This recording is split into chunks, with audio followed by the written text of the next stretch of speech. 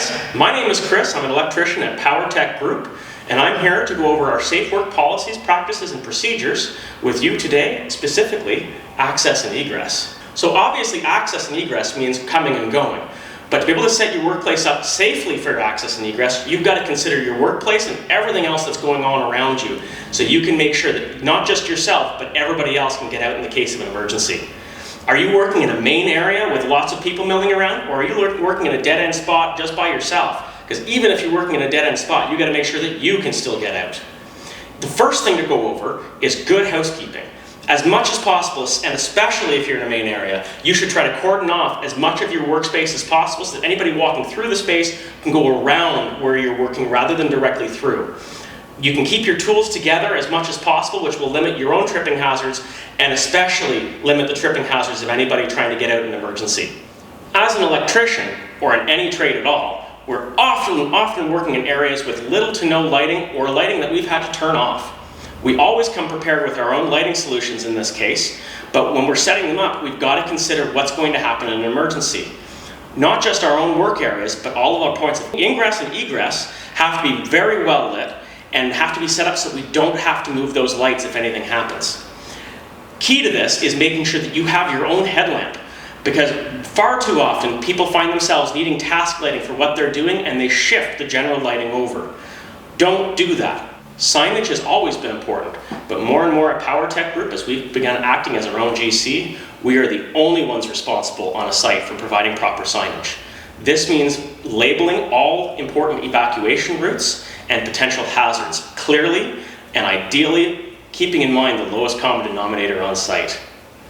This means, as much as possible, you should use industry standard pictograms and labels for potential hazards, and make sure that all of your lighting keeps these signs well lit.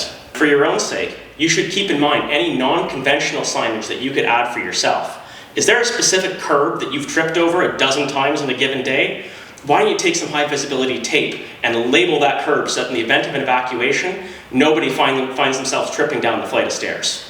On top of our general work area access and egress points, we should also consider the specific needs around specific work sites.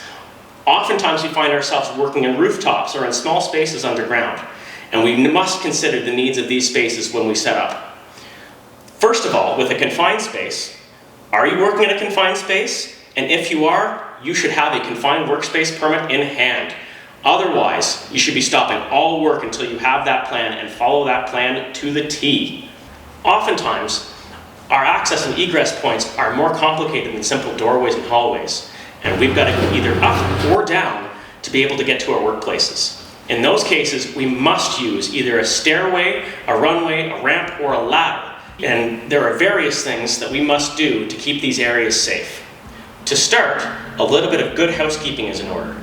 Keep the points above and below your ladder or stairs clear of any sort of debris, tools, junk, ice, or snow, especially in the winter, so that we're not tripping over things if we have to get out in a hurry.